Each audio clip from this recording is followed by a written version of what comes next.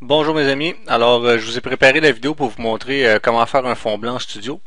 Donc vous allez voir, c'est très simple. En fait, je vous ai préparé deux méthodes différentes. Je vous explique. Bon, donc la première, c'est bien sûr, on commence avec une toile blanche. Je vous ai mis ici des chiffres, les F11, F5.6. C'est des mesures que j'ai mis pour qu'on puisse se comprendre. Donc, pour faire un fond blanc, je vais envoyer deux lumières à l'arrière en biais directement sur la toile. Juste comme ça ici. J'ai mis deux panneaux comme ça ici. L'idée étant de couper la lumière parasite qui pourrait entrer en conflit avec mon modèle. Là ici vous voyez un ombrage, il ne faut pas se fier à l'ombrage, ça ne va pas donner cet ombrage-là, l'éclairage que je vous ai mis pour la démo, c'est juste que c'était le seul modèle que j'avais pour illustrer avec le logiciel pour le cours au fond. C'est vraiment le seul modèle qui existait, puis il vient avec un ombrage dans le dos, donc je suis vraiment désolé. Donc je reviens à mes petits panneaux. Lui ici, ça va être pour couper la lumière. Donc j'ai deux flashs en arrière qui vont envoyer directement sur la toile blanche. Et puis j'ai mis deux softbox en avant pour éclairer mon modèle. Puis si vous avez l'appareil photo, j'ai fait une simulation comme si on prenait la photo de notre personnage comme ça ici. Donc les F11 5.6, je vous explique, c'est que pour avoir une belle toile blanche, vraiment une bonne qualité de blanc, c'est d'envoyer les deux lumières arrière deux fois plus puissantes que mes lumières avant qui vont éclairer mon modèle.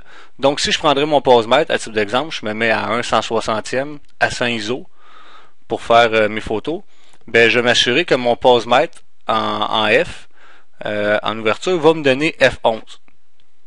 Donc là ici, c'est ce que j'ai pris pour éclairer ma toile. Ensuite, je vais placer mon modèle au centre de ma toile, puis j'évite aussi de le mettre trop près de la toile ici.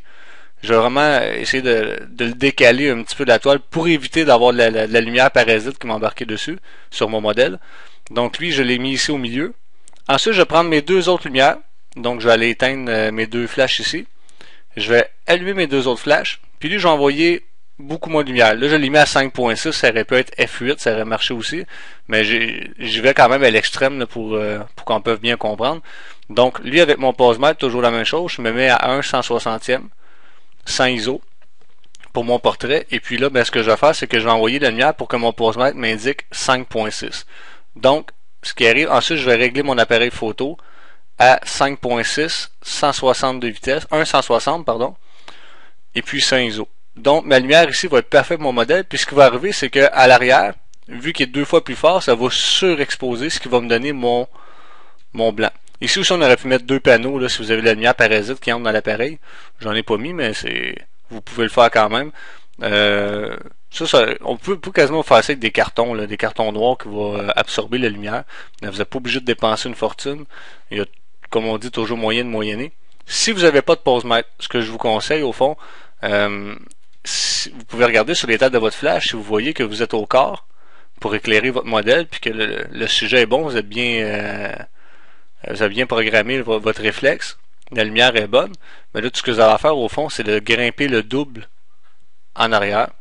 Donc ça va toujours faire la même chose. Mon modèle va être bien exposé, pardon, et puis à l'arrière, ça va être surexposé. Donc ce qui va me donner la toile blanche. L'autre manière que je vous ai préparée, juste ici, c'est une manière que j'utilise vraiment souvent. Si vous avez un softbox, encore là, j'ai mis les chiffres là, pour qu'on puisse se comprendre. Ça, c'est bon, mais surtout si on fait du portrait. Donc, portrait, là, on s'entend, c'est à partir en fait de la poitrine jusqu'au-dessus de la tête. Vous pouvez imaginer un petit peu. Je vais mettre le softbox à l'arrière de mon modèle. Je vais laisser quelques pieds de distance parce qu'encore là, collez pas votre modèle ici. Parce ce qui va arriver souvent, c'est que quand le flash va flasher au fond, il vous risque d'avoir de la lumière parasite, de la lumière qui bave. Ce qui arrive, c'est qu'elle va comme embarquer par-dessus le vêtement, puis vous allez perdre du tissu. Donc moi, ce que je fais encore là, je laisse une distance entre mon modèle et mon softbox. On s'entend que c'est juste pour le portrait, parce que des fois, on ne peut pas couvrir un plein pied avec un softbox. Ensuite, la même chose. Par contre, là, j'ai fait un petit peu l'effet contraire. J'ai mis moins fort à l'arrière pour éviter d'avoir la lumière qui bave. Donc je l'ai illustré à 2.8. Ça va faire quand même une belle toile blanche parce que c'est la lumière directement qui sort du flash. Ça fait quand même une belle lumière pure. Pour l'avant, ben là j'ai mis F8. Donc beaucoup plus puissant. Puis je vais encore là programmer mon appareil pour avoir un bel éclairage. Donc ce qui va arriver, c'est que lui ici va être très bien éclairé. mon softbox va me donner un beau fond blanc avec la lumière qui va pousser par en arrière. Puis ici, mais encore là, c'est pas grave si j'ai de la lumière qui s'en va vers le fond, parce que de toute façon, je fais un fond blanc. Je me suis mis deux petits panneaux ici, parce que souvent ce qui va arriver dans cette situation-là, c'est que oui, je risque d'avoir de la lumière qui va rentrer en coin avec mon appareil, ce qui donne une moins bonne qualité de lumière. Donc je me suis assuré d'être toujours, on pourrait dire, à l'ombre. M'assurer que j'ai aucune lumière parasite qui entre dans ma lentille pour quand que je veux photographier mon modèle. Donc c'était deux manières de faire les fonds blancs. Si vous n'avez pas de toile blanche et vous avez un softbox, vous pouvez le prendre. Même chose aussi, si je reviens ici, écoutez, j'ai lu sur une toile blanche, mais en réalité, on pourrait prendre aussi un mur blanc là, qui pourrait faire le travail. Vous pouvez calculer au minimum, vous avez besoin au moins d'un 15 pieds de distance pour faire un bon travail. 15 pieds, là, on parle les flashs montés, là, on parle en longueur. Et puis, dans un monde idéal, au moins 9 pieds de large. Un bon 9 pieds en largeur, puis un 15 pieds en longueur.